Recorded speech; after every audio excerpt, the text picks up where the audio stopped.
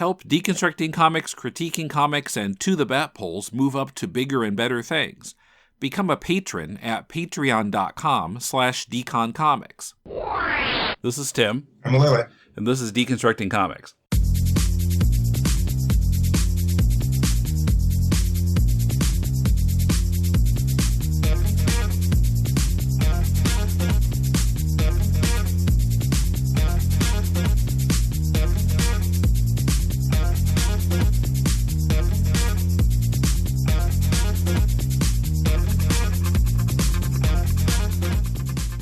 Welcome to Deconstructing Comics. This is Tim with Mulele in Tokyo. This week we have an interview with a certain local creator. Mulele knows him better than I do, so why don't you introduce this?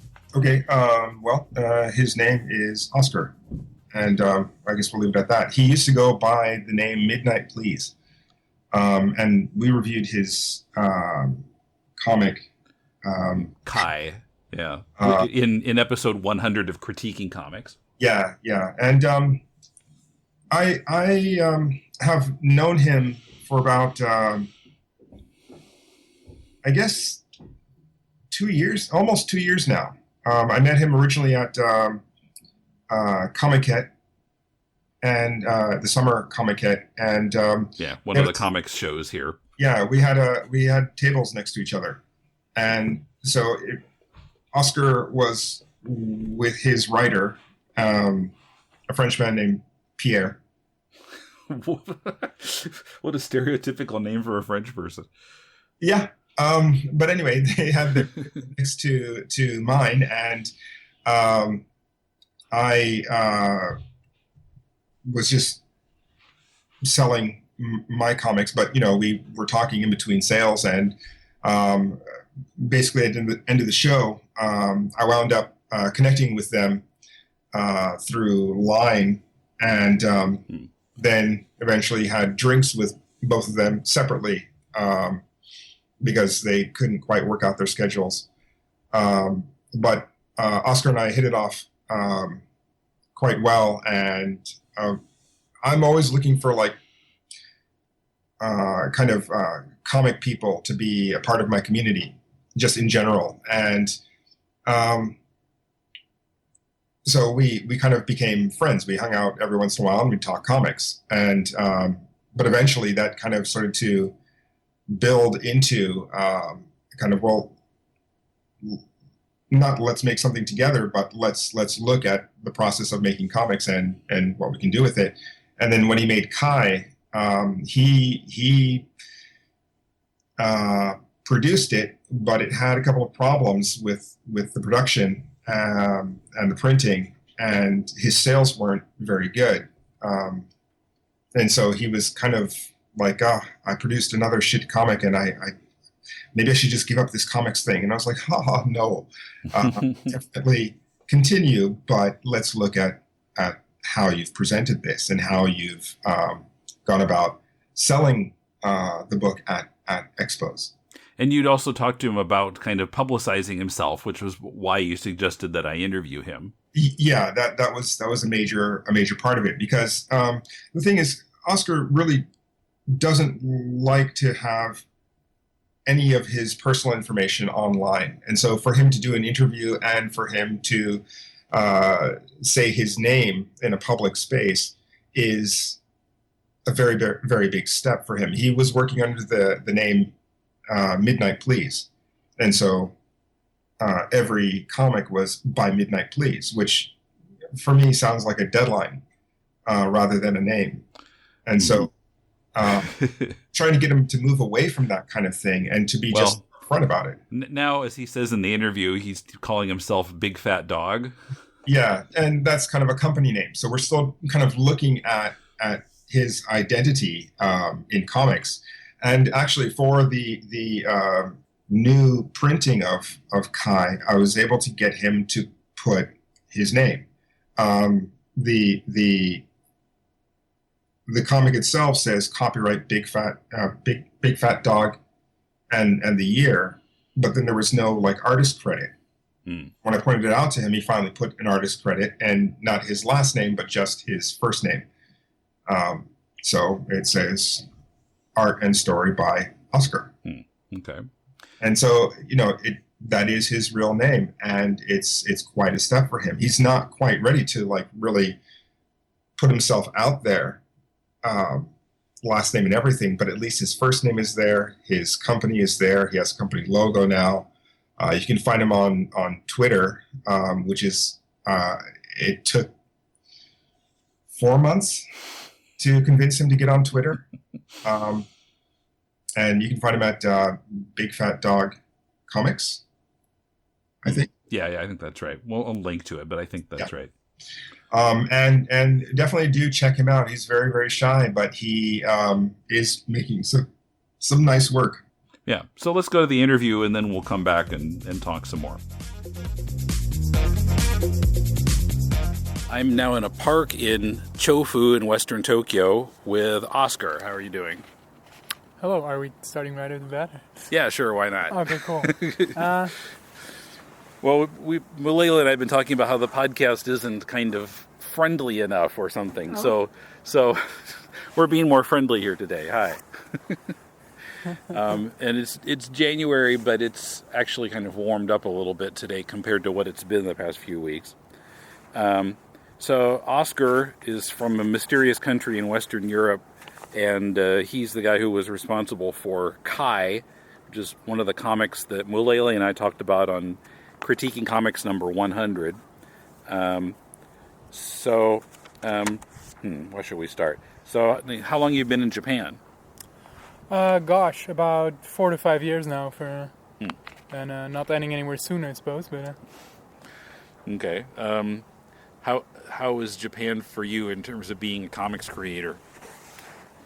Not too good, I guess, because Japan doesn't really have a very active or a very accessible alternative scene, I guess.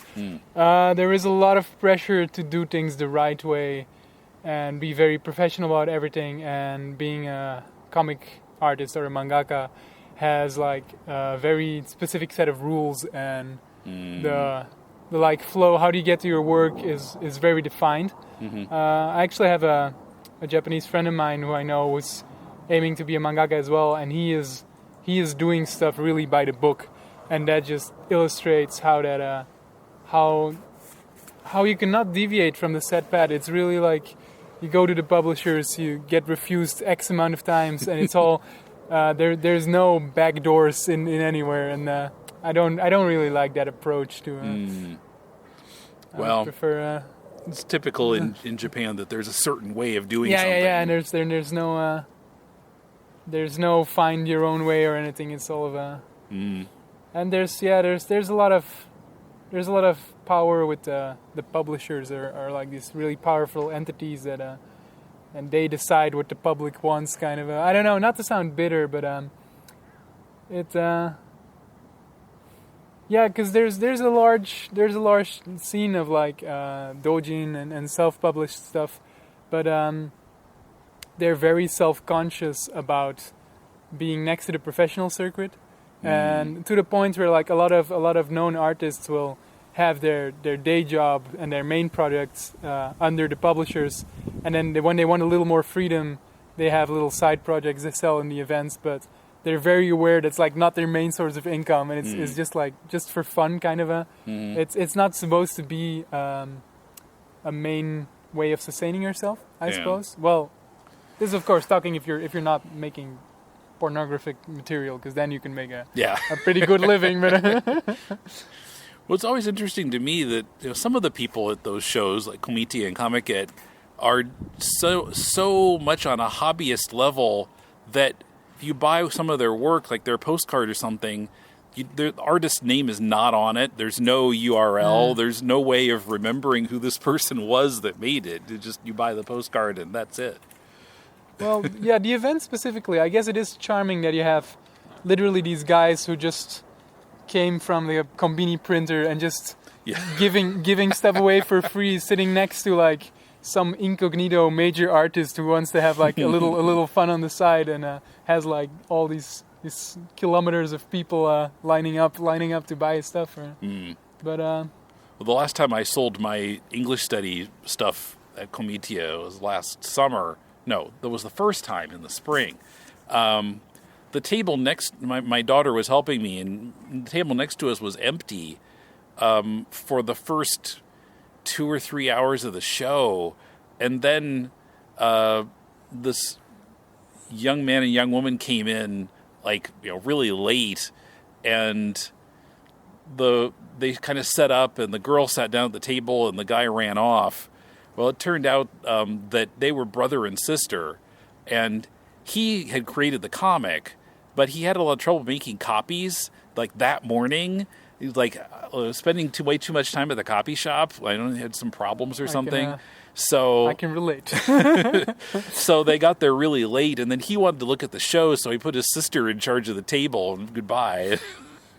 Well, I can't relate to that part, but I usually finish printing, like, the day before. Yeah, and smart idea. Try to put in the last hochikise before midnight for...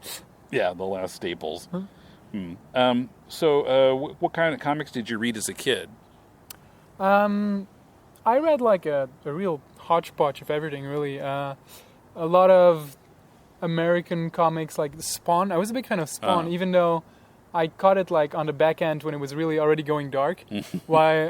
Because I recently found some of the original Spawns, and I was like, man, I wish I had read these when I was like 8-10 years old, and instead of when it really went like gory. And I think I got it just around the time when they started focusing around to do detectives a little more, and it was like more grimy city noir crime and less superhero stuff.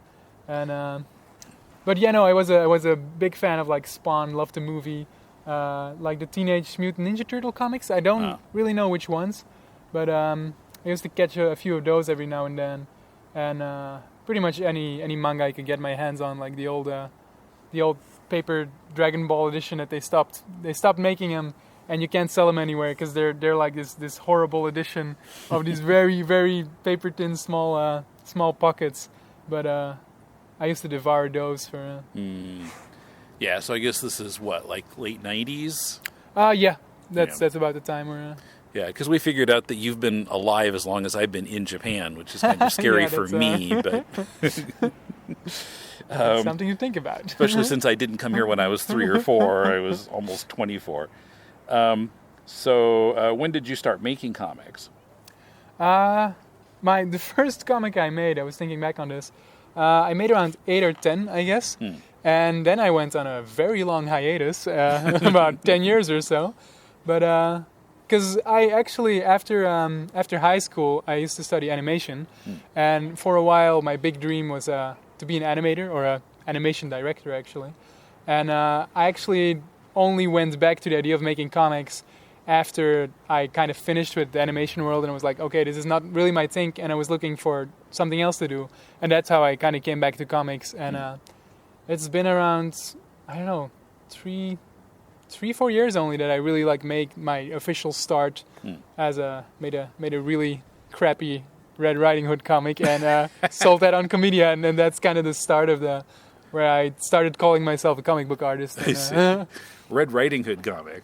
What was this? Yeah, because I was thinking of something to do, and I was going to a lot of Comedias as a customer, and I found this guy from Spain or something, I think, who he had like a really nice artwork on a Red Riding Hood comic, but he kept the story literally the way the fairy tale goes. And I thought, man, that's such a missed opportunity to just like have this amazing drawing style, but like all the lines were exactly the lines from the fairy tale and everything. And that got me thinking, like, you could do it like this and this, and you could try all these things with it. And that was around the time I was thinking, man, I should really make a comic book or call it quits or actually make something. And I was like, okay, I guess I will make that Red Riding alternative version comic book, and failed miserably, but that was my start signal to. And then, is Kai the second thing, or were there some other things in between? Oh, God, yeah, I have them here, but I'll try to do it from memory. Well, I'd like to see them. After that one, I think the first one I made was a Yonkoma. Yeah, 4-panel comic. 4-panel comic that was really a gag kind of. I wasn't too serious about it, but it got a better reception than I expected for that. That's this one.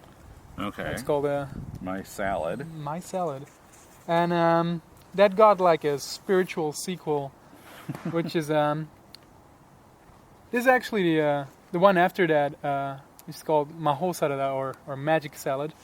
It's kind of a humor / shonen style work that that's kind of the only one that I still feel like it somehow reached kind of what I wanted to do with it for. Well, maybe not completely, but let's say I think warmly of it because they all feel like little stylistic experiments in trying to find a. I'm getting closer and closer to writing what I actually want to write, but I should describe this. So My Salad, it's a banana and a potato and a bunch of grapes and is this an onion? Yeah, that's and what's this one? That's a pineapple. A pineapple, okay. And they are the characters, and it's kind of looks like it's very slapsticky, maybe. Yeah, it's a little crude. One of the the potato keeps ripping the skin off the banana. It's the main line of jokes is the potato being an asshole to everyone else, and but I took a lot of liberties with this one, and so it was very fun to work on for. Mm-hmm. Yeah. Okay. And this one, Magic Salad. This is related to the first one. It reuses some of the characters, but it doesn't really require the. Okay, and yeah, there's some human characters in this one. A witch and a kind of anime girl. Who is she supposed to be? Is she like studying under the witch? She's like a witch apprentice who gets sent off to Magic Vegetable Land, where she meets all the characters from the Yonkoma comic, and antics ensue, kind of, but. It's another one of those stories that when I started writing it, I didn't end up taking the story where I originally thought I was going to take it, and I just kind of went places at random and kind of left it there. But it was a fun journey to go on. Maybe like it's more of a fun journey to go on for me than it actually is reading the book, perhaps. But but it holds a special place in my heart.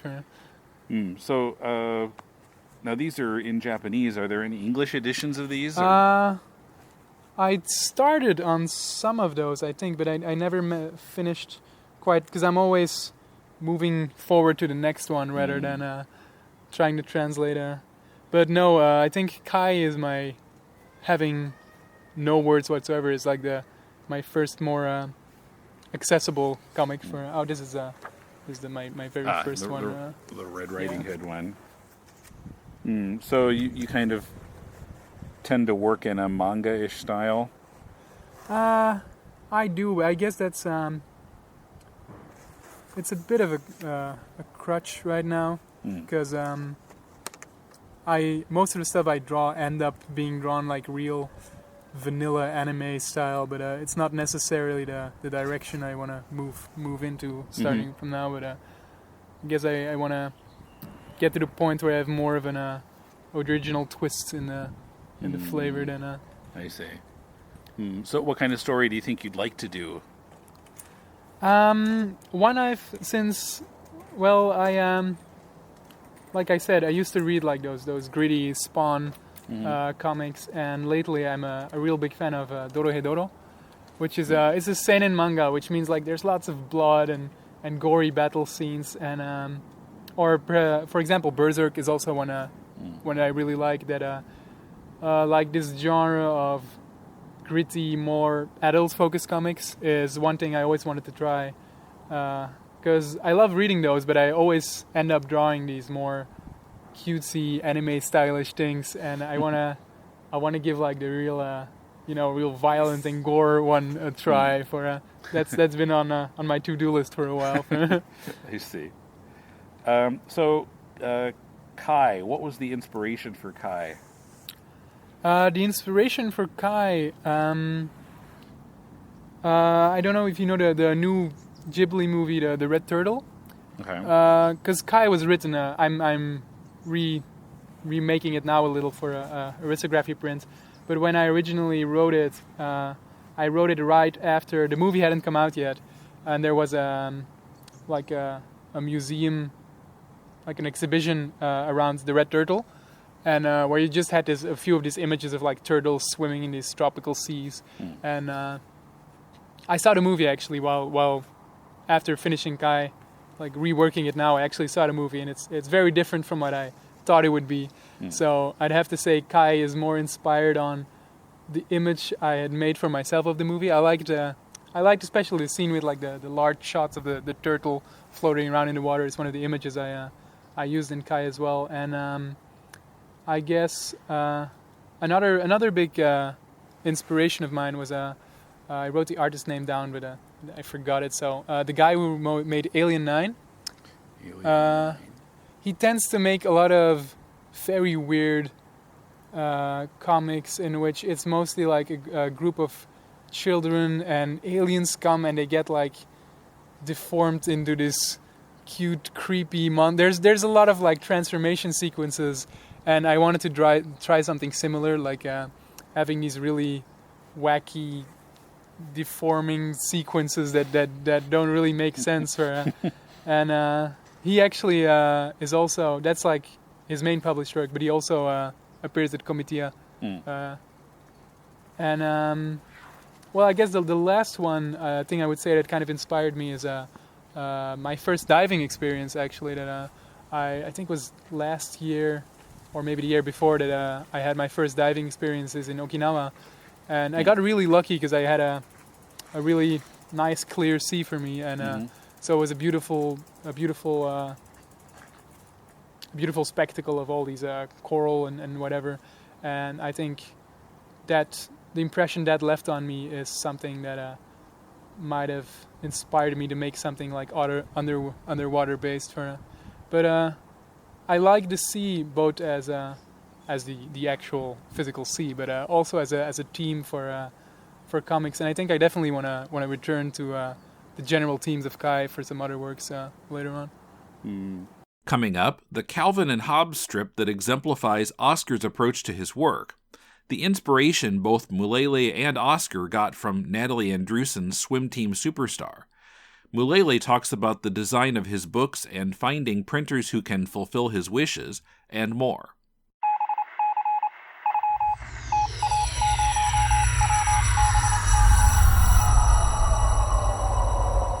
It's DCP In Touch, where we hear from you, the listeners. Eva posted a comment on the blog post for episode 532, where I talked about the podcast itself. She writes, "I've actually always preferred podcasts that have a varying roster of hosts rather than the same few people every time, because hearing the same few people talking to one another tends to get quite repetitive and boring for me. I also do think that your personalities come across in the podcast, even if you see yourselves as keeping it, quote, strictly business, unquote. Obviously, I don't know you, but listening to this podcast does not feel like listening to strangers. Finally, my favorite podcasts do tend to be the ones that have a consistent structure or a consistent approach to the subject matter, but those same podcasts also update fairly irregularly, so I suppose they do require more time and effort than something more variable and freeform. Thanks, Eva, and I hope I'm pronouncing your name correctly. Send us your opinion. Write to mail@deconstructingcomics.com. This is an imaginary podcast, which may never have happened. The Shortbox Showcase. But then again may have. About a father and daughter. I'm Professor Allen. And I'm Emily. Who came from Ohio and talked about comics. Walking Dead. Tintin. Black Lightning. White Tiger. It tells of their rise to glory, when the great guests were yet to be booked. Let's put it this way, Shogun Warriors wasn't going to win any Eisners. And the great feats of editing not yet performed. This is Ultra 7, this is Ultraman Jack, and this Ultraman Taro, and this Ultraman Leo, and this of how they spoke at length Continuity is really the brainchild of nitpicking nerds the world over. But to be fair, the best kind of confession is the Force confession. And reviewed in brief tales that explore creatively the bounds of a given character's history. Red Sun is wonderful with a very strange ending. Of brilliant creators before their fall from grace. This is the era where Miller is at the height of his creative and artistic powers, and the ability of strong writing to encapsulate and transcend its time. Flash of Two Earths by Gardner Fox. This is an imaginary podcast. Aren't they all? Shortbox Showcase is part of the Relatively Geeky family of podcasts. Check us out on the web at relativelygeekypodcast.blogspot.com or search in iTunes for Relatively Geeky or Shortbox Showcase. And remember, we're not experts. We're just family. So Mulele was telling me, after we recorded our 100th episode of Critiquing Comics, he borrowed some of the comics that I had brought, including Natalie Andreessen's Swim Team Superstar. And he said that had given you the idea to redo Kai as a risographed comic. Yeah, actually, before Mulele mentioned it to me, I had no idea what risography was. But he kind of brought Superstar to me, and he was like, hey, imagine Kai in a printing kind of like this one. And that kind of opened a new...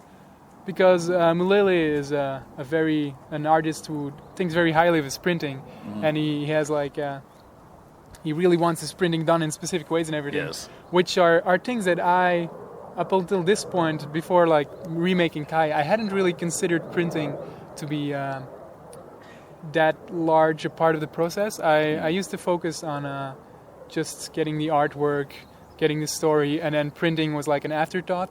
And I guess by doing the risography, because that's one of the things that I also really liked in Swim Team Superstar, that you can really feel that she made the entire book with purposefully. I think there's only one page where it's not just drawing per page, but one that kind of overlaps the two pages, and it's exactly the one in the middle where it folds open. So because that's the only page she could do that. Yeah. And that's one of the things that made me think wow, she really thought of the physical book while drawing it, and that's something I hadn't really done before. And that's something I tried to do with remaking Kai now. And well, I guess the general aesthetics of Swim Team is kind of what my major inspiration point of redoing Kai. But I see. So will it be smaller? I mean, this is like A4 size.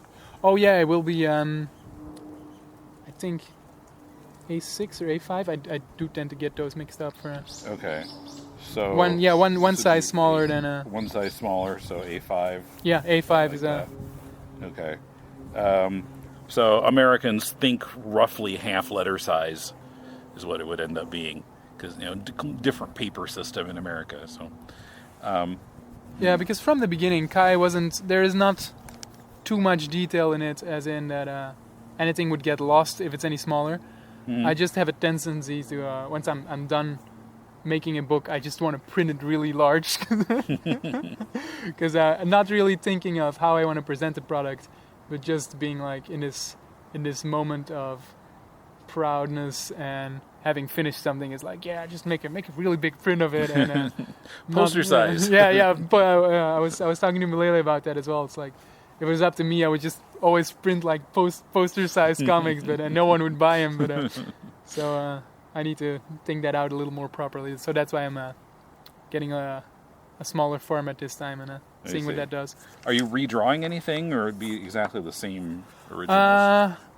I wanted to. I went in it with the idea of redrawing things, but the more I looked at it, the more I felt like if I started to change things, I might as well redraw the whole thing, because it was hard for me to just pick a few panels I wanted to redo and then focus the rest of my time on getting the line art and getting the I'm going to do the risography printing in black and blue, while the version that is out there now is just black and like the gray tones. But so I decided early on just not touching the actual art and just putting all my efforts into getting the actual risography, the black white, to be as I wanted it, and which was a good call in the end, because even it's not I'm not finished with it now, and Comitia is in about 2 weeks, and I don't think I would have had enough time to get it ready if I would still be redrawing parts of it. Yeah, definitely. So you've been doing what, Comitia and Comiket a lot recently, or mostly Comitia. I've been doing it a while, though I take irregular breaks every now and then. But that is the main event. I try to schedule my life towards, or my publishing is mostly scheduled toward that one, because I sometimes appear at Comiket, but I found that the fact that you can never tell beforehand if you're going to have a booth there or not makes it really difficult to align the schedule of your publishing to their schedule, because you might be working up to it and then you get the mail for like, oh yeah, you don't have a booth, so it's like, yeah, okay, I guess I'll go to Comitia then, because you can always get in there. And I just in the end started giving up on Comiket, which is bigger, and it's not really themed, because I only draw like original story comics, and Comitia is originals only, while Comiket has like a different. They have a lot of fan comics there. Yeah, it's more fan comic based, so it's not really the place to go sell original stuff anyway. So, I mostly focus on Comitia. I see. Let's see. So, what are your drawing tools generally? I use mechanical pencil for the rough outlines and everything, and I guess they're called fountain pens. Well, I tend to use the standard Japanese manga drawing tools like G-pen, Kabuki, and Marupen. Though I do not tend, because the G-pen is usually praised as being the standard tool, but I tend to use more Maru and Kabuki for and the standard manga inks they sell everywhere for and after that I usually go digital, and especially in Kai because sometimes I do my I work with screen tones, like the ones you actually buy and you cut them out, and which is a lot of fun, but it's a bit of a hassle sometimes, and so I'm trying to smoothen out the work process by doing that all digitally and just working through all that in Photoshop. So that would just be Wacom tablet and Photoshop, and that's a bit of my base kit, I suppose. I see. Okay. And this does have a lot of kind of gray tone in it, and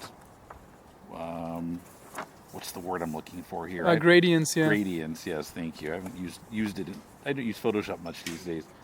Okay. So, of course, you've got a day job, too, and family. So, how do you structure your time to make sure you get enough work done? Oh, that's... I don't really is the short answer, but no, I always try to keep a lot of deadlines dangled in front of me, because I'm one of those people who can only get like a good amount of work done if it's really necessary for I remember like there's a Kelvin and Hobbes comic where which one is the boy again? Calvin? The boy is Calvin. Oh yes. Yeah, where he has a homework or something, and Hobbes is like, hey, shouldn't you be doing your homework? He's like, no, I'm not in the mood. I got to get the right mood. And it's like, yeah, what is the right mood? And he's like, last minute panic. And that is me. I always try to get that sense of last minute panic as soon as possible, I suppose. And that's why I usually work to the schedule of comedias, because that always gives me like a set time that stuff has to be done. And I try to work towards that, and because it's not always easy finding the right schedule, but I tend to work as in just try to get everything done somehow before the deadline, and putting in the last stable at midnight and then call it a day. not ideal. No, but even some pretty successful people tend to do it that way, I think. Is there a genre that you like to read but you can't picture yourself working on? That was a very interesting question. I don't think that there's any genre that I really like that I wouldn't want to try for myself. Because I'm thinking, there's a few genres I wouldn't see myself drawing in, which would be more like sports focused manga or anything. Those don't tend to be things that I read myself. So I guess ideally I would love to do something among one of my great idols is the great god of manga Osamu Tezuka, who basically tried his hand at almost every genre imaginable and almost nailed every single one of them. And because there is like most artists these days, they tend to pick a genre and stick to it and stick to your guns. But I would love to try out a lot of different things before settling on one of them. And I guess I tend to work from the ones I enjoy. So once I enjoy a genre, I would automatically feel inclined to at least give it a try once before. So there are no genres I would ban out of the ones I want to work on. You reading any good comics recently? Recently, I haven't been reading as much as I wanted to get back into manga, like more mainstream manga stuff, but I haven't really found the time for it. Lately I find myself getting into American comics a little again, but I usually read whatever I can get my hands on Book Off. But Book Off is the used bookshop chain. Yeah, I'm quite a big fan of that one.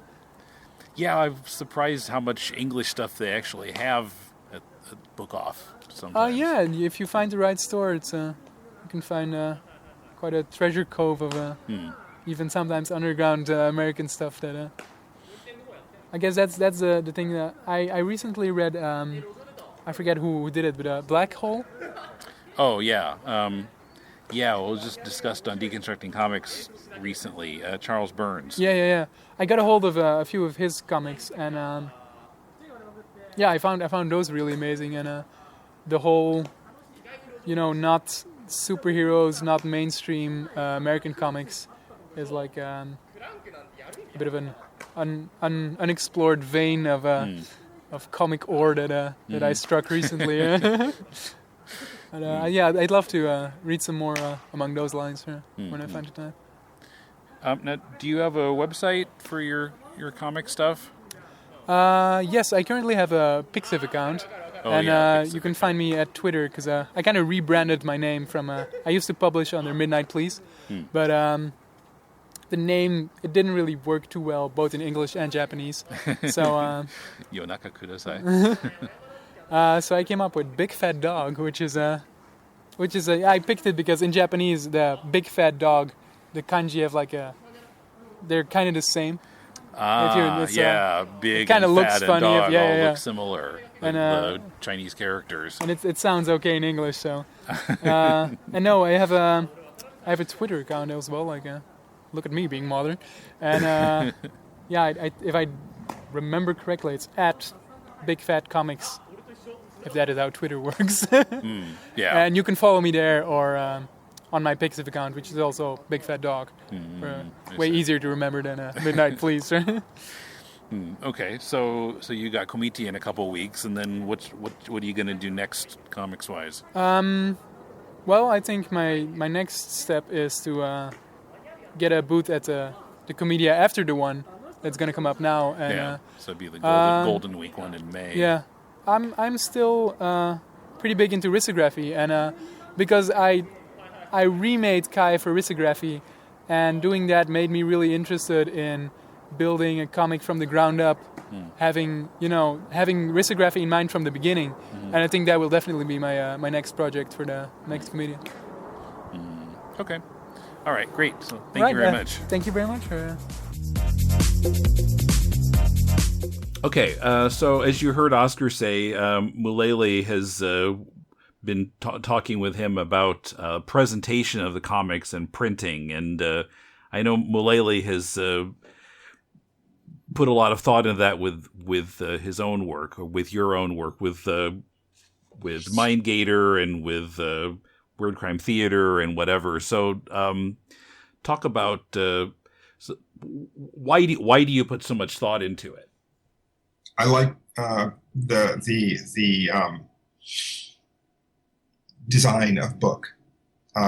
Book design is really interesting to me, and I for a long time I've kind of looked at how the comic is presented by mainstream and also by amateur, or not amateur, but I should say independent publishers and artists. And the independent publishers and artists usually have more interesting book design. And I think that they understand very clearly that it doesn't have to be whatever that book size is for comics in the mainstream, like Marvel Comics. I mean, I kind of understand that there's a history and some reasons for why we have the splash page or why the comics are that orientation. But that context is now gone, and all we have is the format that remains. So any book that really considers its format for the story that it's telling, I find that is actually a story element. So, for example, a book that is square instead of rectangle. A book that has fold-out bits to tell its story. I mean, there are occasions where mainstream comics do, in fact, do that. They're beginning to kind of realize that there's something interesting about doing these different size books. But in my mind, they're kind of late to the game. But anyway, that's my interest for book design and comic presentation in general. I know you've had some format ideas where it was difficult to find a printer who could even do what you had in mind, and it might cost too much even if they did do it. Yeah, actually, mine was that. It's a what do you call horizontal comic rather than vertical, and it unfolds into this quite long cover. Yeah, kind of a double gatefold in the covers. Right. And so it becomes 90 centimeters long. And printing that is really, really difficult, apparently. The first shop that I went to was a doujinshi printer in Tokyo. They just do amateur comics. But they're very, very fine printer, and I've worked with them. I printed Word Crime Theater there. I printed Elvis there, and I liked them for their service. But they said absolutely not. This double gatefold business is nonsense, and we're not. We don't have the machine big enough for that. So started calling all around the country to different printers and looking online to see who could actually do it. And I finally found this one printer in Tokyo called Ueno Print. And to be honest, I absolutely love them because no matter what project I've brought to them, and I've brought to them some pretty crazy ideas, they've never said no. They've always said, these are the limitations. Here's what we can do about those limitations. Here's a way to make your vision. Here are the things that we have to do. For example, in Mindgator, they couldn't do that length of a cover with just two staples. The integrity of the book wouldn't hold up, so they had to add a third staple. Actually, it's also because of how they ran it through the machines. They would run the interior pages through the machines first, add one staple, and then run the cover through, and then staple it with two staples afterwards. So it has three staples in it, and that's it. From the outside, it has 2, but if you look at the center, it has 3. Huh. But that's fine. I'm totally fine with that. They made my vision, and my vision didn't hang on how many staples. My vision hung on the length of the cover. Sure. Yeah. So, I mean, every project I do, I want to take to them. The unfortunate thing is that they're an offset printer, and offset, you have to place a minimum order of 1,000 copies. And sometimes I don't have the funds for that. And sometimes the project I'm doing isn't of that scale. Yeah. Yeah. Thus the closet full of comics you Exactly. mentioned. Exactly. Well, I mean, last critiquing. Yeah. You print 1,000 books, and if your marketing game is super tight, you'll sell that pretty quickly. But if your marketing game is like mine, well, it'll be a little bit slower. Okay. Well, the other question I had was, you have all these ideas for how you want it to look, and of course, the presentation is important for, making it look nice and attractive to the reader. Right. But on the other hand, you don't want it to get too expensive for the reader also. So how do you kind of balance that? Well, I mean, recently there a lot of mainstream companies are making these like prestige books. They're like A3 size, hardcover in a box, limited edition, blah, blah, blah, all this shit. And to be honest, I love that. And I would love to make something like that. But number one, I don't have any artwork that really requires that. But number two, the cost is prohibitive. I also have a couple of projects that would benefit from some sort of really super expensive printing that is not like giant size, but just, well, difficult to print. And I have sat on those projects for a number of years simply for the fact that I don't have funds for that. And I'm not prepared to attempt that, because I mean, there is a certain kind of way to build up to that sort of thing. And I think Mindgator starts to build up towards that kind of project, but it's not outside of my reach. So, I limit some of these things, not by changing the project scope, but changing the project itself.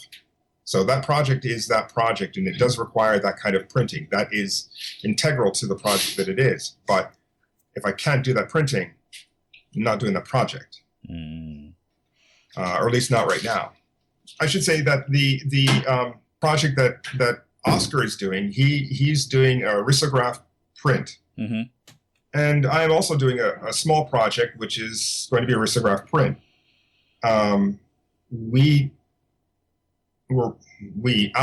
decided I wanted to do risograph, and I dragged Oscar into that, suggesting that it would be a better format for his comic Kai, which originally he did a photocopy printing, which made the gradations really ratty and full of blemishes.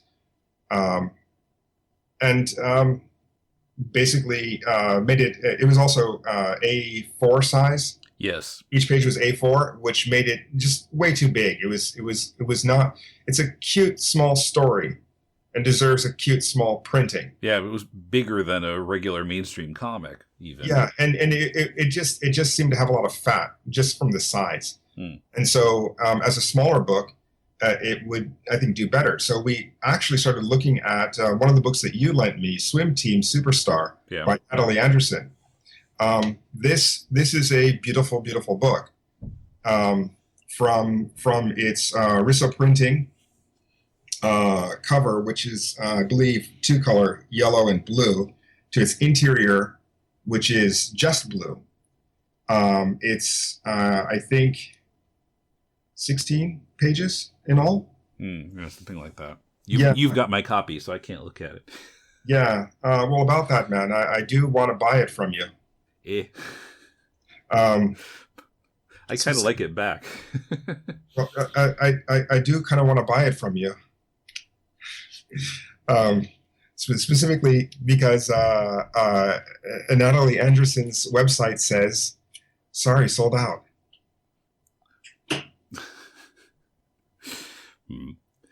Anyway, we'll discuss price later. But well. well, looking at this beautiful book, the way it was written, the way it was drawn, the size of the printing, and the number of pages, even looking at all of this stuff, I decided I want to make something in a similar format. Completely different story, but there is something about the aesthetic that she used which is highly appealing. Some of the things that I love about the book, I've decided to incorporate into my own. And I also advised Oscar to consider a similar type of printing. So off to the printers we go. We're looking for risograph printing.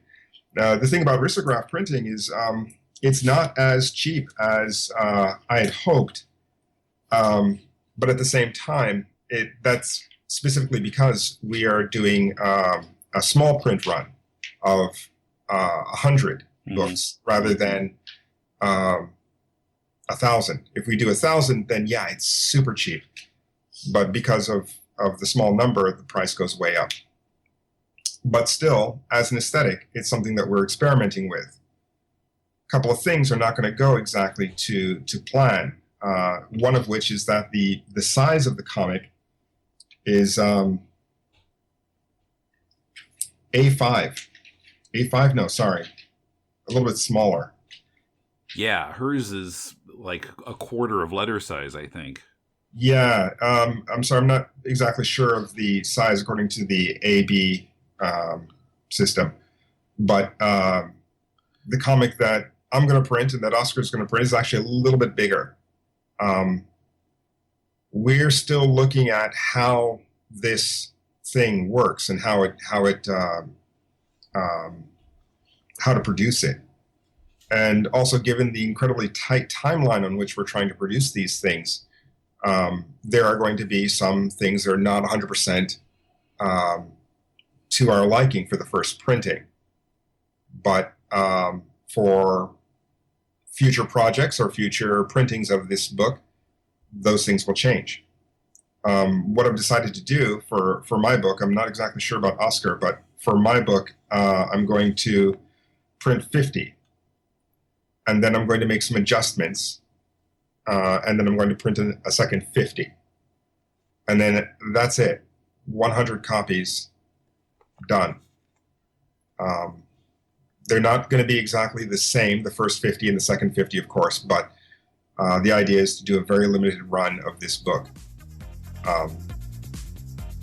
And then the next next project I do in this style will be a little bit tighter, a little bit better.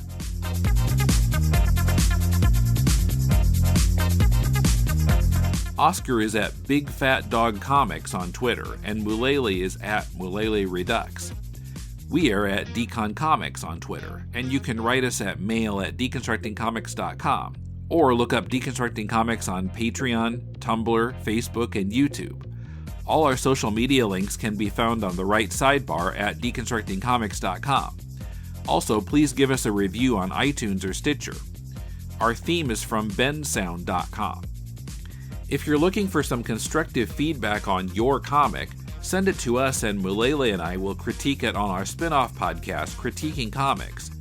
Send it to mail@deconstructingcomics.com, and please try to keep it to about 30 pages. You can find the most recent episode right behind this show in our podcast feed. Unusually, it's about a Dark Horse book written by a successful novelist. Is this writer's first comic also a success? Listen to find out. This coming Thursday on To the Bat Polls, Paul and I talk about a Catwoman arc featuring Leslie Gore, That Darn Catwoman, and Scat Darn Catwoman. Look up To the Bat Polls wherever you find your podcasts or at tothebatpolls.libsyn.com. Next week on this podcast, I'm joined by the creators of the fantastic webcomic Power Nap, in which people take drugs to stay awake and ever sleeping has become a social faux pas. Writer Maritza Campos and artist Bachan talk about the state of comics in their native Mexico and whether we're headed toward a future like the one in their comic. so be here next week. Till then, this is Tim, and thanks for listening to Deconstructing Comics.